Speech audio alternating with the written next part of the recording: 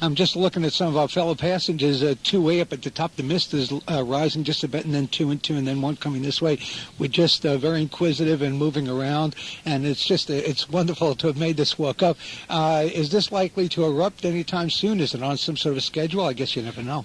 Well, about 5 or 6 years ago, I'd have to look, we got a message from CONAPS, which is the guiding bureau of the nations involved in the Antarctic Treaty, and it was a telex that said, do not go into Deception Island. It is ready to erupt. They'd had 300-odd quakes within a very short time. The beach over off just behind us here, there was about a meter drop in the beach right in front of the Argentine station. They came up and took their people out of the station here in the caldera, and but we came inside and took a look, made our own decision about it, and we came in the whole season. We were the only ship that did. The others were kind of scared off by it, but that's what volcanoes do. They have earthquakes, and they go off every once in a while. But it didn't really have any indication to us that it was really going to go off. Right. Okay. Just briefly, what's coming up next? We're going to go back, and then we'll land again. What are we going to do there? That's the swimming hole. The old Antarctic swimming hole will be stopping. It's only a mile from here, and it's a place where some of this hot water comes out of the beach sands and up behind the beach. And I put a thermometer in at one time, and it only went to 135 degrees, and it was still going up fast. So it's very hot water coming in and mixing with the very cold water in the bay. And then there's a little place right along the edge that it mixes up enough so that you do something that you can call swimming. Okay, so I don't know if I'll be doing, but you're getting a message right now, so let's kind of hear what's going on here. You will be doing it. I will be swimming. Okay. We'll find out how to dress it and bring trunks. I think you have a message coming in.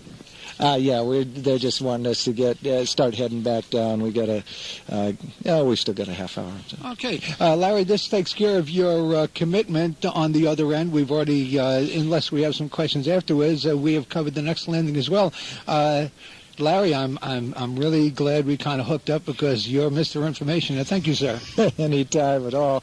Next time that you're up here, I'll meet you here again. You got it. I'll be right here. Thank you, sir. Right. You're listening to Visions, a series of visits to everywhere. I'm your host and fellow volcano watcher, Herb Malsman. We're at the mouth of the Deception Island volcano. We are in the Antarctic. We are enjoying the day. It's a beautiful day. We're going to head back to the Explorer right now, which is off in the mist. Folks heading down the mountain now, and we will meet you at the old swimming hole. Talk to you then. The sounds you hear right now are the sounds of happy campers, happy explorites. Two folks in the swimming in the water right now in the hot springs. It is a little hot every once in a while. I just came out of the water just now, just onto the beach, and every once in a while, as it was explained, these are hot springs, and if you sometimes you're digging a little too deep into the ground in the water, and you get a little heat that hits you. It's pretty hot. The steam is coming up. People are in the water. We're at the beach. I'm standing in the Antarctic. Take B. I'm standing in the Antarctic right now on Deception Island in a bathrobe and a pair of shorts and my waterproof shoes. And that's the deal. That's what we're doing. We're standing here and we're enjoying the day on the beach. And then people are running around with bathing suits, and I'll bet you it can't be more than 35, maybe 36 degrees, and if it's that. And listen to the happy folks swimming, not really swimming, but kind of just off the shore. Frank is taking some pictures, and that's what we're listening to. We're listening to, and the penguins, I think, are just standing by and going, everything was nice and quiet until just a little while ago, and all of a sudden these people and there are penguins swimming with us. No, those are birds. And other folks are on the Explorer watching us. And so that's what we've done. We've swum, and it's been it's about 5:15 in the evening. It is Monday, the 14th of November, 1994, and I went swimming in the Antarctic, and that's the deal over here. We're going to head back to the Explorer. Here, once again, are the sound of happy swimmers running in and out of the water. Okay, so that's the final landing of the day. Again, 14th of November, 1994. We'll see you back for a recap, and then we'll see what's in store for us tomorrow, the 15th of November. You're listening to Visions, a series of visits to almost every swimming hole in the world. I'm your host and fellow aquanaut, Herb Malzman. Thanks, Herb. We're back on November 15th, 1994. We are queuing up right now at the boat deck. We're about to take our first steps, actually, on the Antarctic continent. We've been in the Shetland Islands heading to the Antarctic. We are actually going to take our first steps on the continent. Scheduled today is a Zodiac trip to take a look, a sightseeing tour. And then we're going to visit Wally Herbert's hut. We're in Charlotte Bay. And you can hear the queuing up right now. Great anticipation, big day. We will join you at our next event. You're listening to Visions, a series of visits to almost everywhere, and we are about to set foot, myself anyway, for the first time on Antarctica. And before we do so, we are going to get a little history lesson from one of the great Arctic historians, I guess, Wally Herbert. Good morning or good afternoon, depending when you folks are listening to this, or perhaps good evening, Mr. Herbert. A little bit of your background, then we'll move ahead. Well, I was born in York, in England, and after a few days I was taken to London, and a few weeks longer I was in Egypt, and I lived there until I was 5, and then at the age of 5 I was moved down to South Africa. This was during the war. Didn't come back to England until I was 13, and in that time I didn't go to school either. I didn't have a proper schooling. I just was taught privately on a ranch in the Drakensberg Mountains by an old retired school teacher, and so she was very good at geography and English and history. She didn't know anything at all about maths or science, so I was no good at any of these things. So I came back to England at the age of 13 with absolutely no comprehension of these other subjects.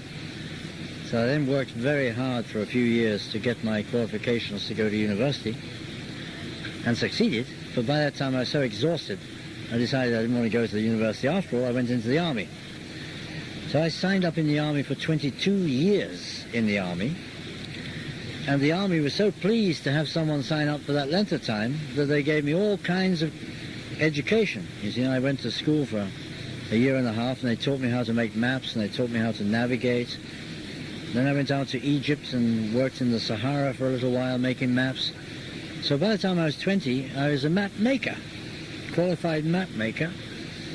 And then I managed to get out of the army, to my surprise as much as everybody else's, and to the total disgust of the army themselves, because they spent so much money on educating me. And then I hitchhiked back to England from Egypt. And then when I was driving to work one day in England, in a bus, and it was absolutely pelting down with rain, and everyone was soaking wet, and horrible smell of steamy wetness, you know. And off the top of the rack where you put your luggage, there was a newspaper. It fell into my lap. There was a Daily Telegraph, and I remember it was already open at the page where they have advertisements for jobs. And my eye fell on a little job called, a little tiny notice saying, Expedition to Antarctica. And it was saying that they needed surveyors for 3 years. So I thought this was brilliant. And so I went into the John, the Lou, the lavatory, whatever you like to call it. Water closet? The WC. Put the seat down, sat on the seat, wrote my application form. This is not supposed to be working, you see, so I had to have an excuse. I sent this off, and I got the job. Well, at least I went through an interview, and all that, and eventually I was given the job. And my theory is that they gave me the job over all of the others because I'd had this experience. I'd done some unusual things already by the age of 20. And so they thought, well, if you're that unusual, well, then you're a safe bet for the Antarctic. And what year was this? This was 1955. I was there for nearly 3 years. And what did you do in the 3 years? You were a sort of a forerunner. I mean, you were part of the history of the region. Talk about the 3 or 4 years, 3 years. Well, I mean, when I came down in 55, I mean, there was probably about 80% of the Antarctic was still unexplored, totally, utterly blank on the map, nothing. And one of the reasons why I was so pleased to come down here at that time was that things were changing very fast. I mean, airplanes were coming in, but they hadn't actually reached us. The Americans were using airplanes on their part of the Antarctic. They were doing a lot of work with airplanes. But in our part of the Antarctic, there were none. There were no air photographs, no airplanes. Very few radios that worked. So I was lucky in that sense because I was living in the past, you know. So our methods of moving around and driving dogs and making maps was very, very old-fashioned, traditional, very much like they did in Scott's and Shackleton's day. And so I had that experience of sort of being 1 foot in the past. And also I was very, in a way, lucky because by the time I came down in 55, all of the easy bits had been done. The only bits that were left undone were the difficult bits, and they're always the most interesting. So I was left with the most difficult bit to do, which was the plateau of the peninsula of the Antarctic, which was very difficult to get up and even more difficult to get off. Some of the highlights of that period, now that we've spoken about what you were doing, what are some of the highlights, the discoveries for you at that point?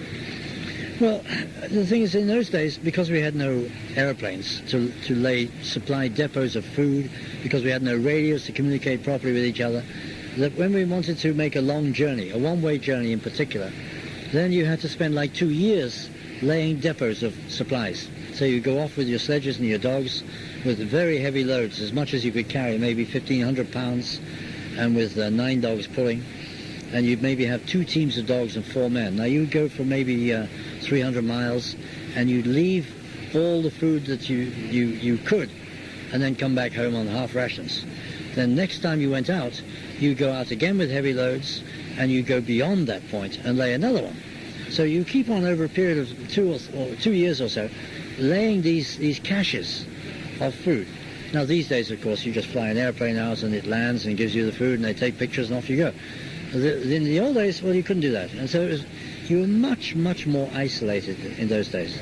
So in other words, you're saying you were kind of laying a trail for later on, where there was food along the way as you moved along. So that's pretty remarkable. Yeah. Let's talk about... See, there was no one there to come and eat it. I mean, unlike in the Arctic.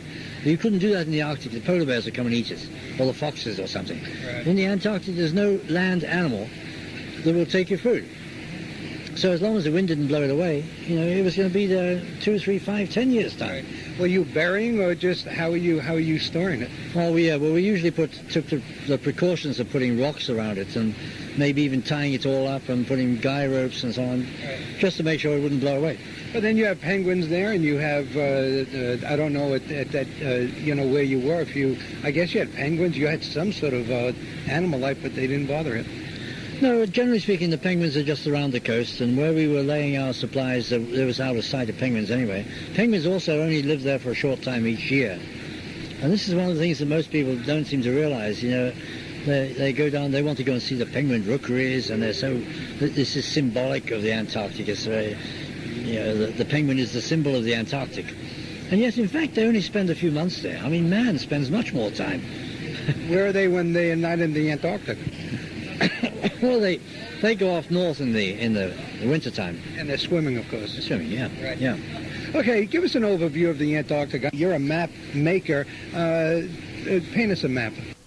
In the beach, right in front of the Argentine station. They came up and took their people out of the station here in the caldera, and but we came inside and took a look, made our own decision about it, and we came in the whole season. We were the only ship that did. The others were kind of scared off by it, but that's what volcanoes do. They have earthquakes, and they go off every once in a while.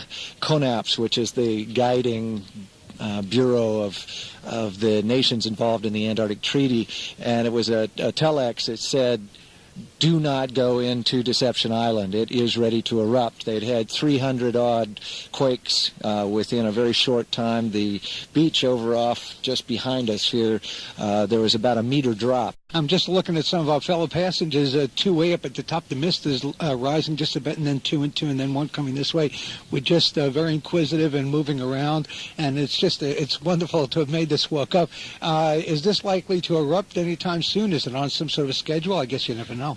Well, about 5 or 6 years ago, I'd have to look, we got a message from, put a thermometer in at one time, and it only went to 135 degrees, and it was still going up fast. So it's very hot water coming in and mixing with the very cold water in the bay. And then there's a little place right along the edge that it mixes up enough so that you do something that you can call swimming. Okay, so I don't know if I'll be doing, but you're getting a message right now, so let's kind of hear what's going on. But it didn't really have any indication to us that it was really going to go off. Right. Okay, just briefly, what's coming up next? We're going to go back and then we'll land again. What are we going to do there? That's the swimming hole. The old Antarctic swimming hole will be stopping. It's only a mile from here, and it's a place where some of this hot water comes out of the beach sands and up behind the beach. And I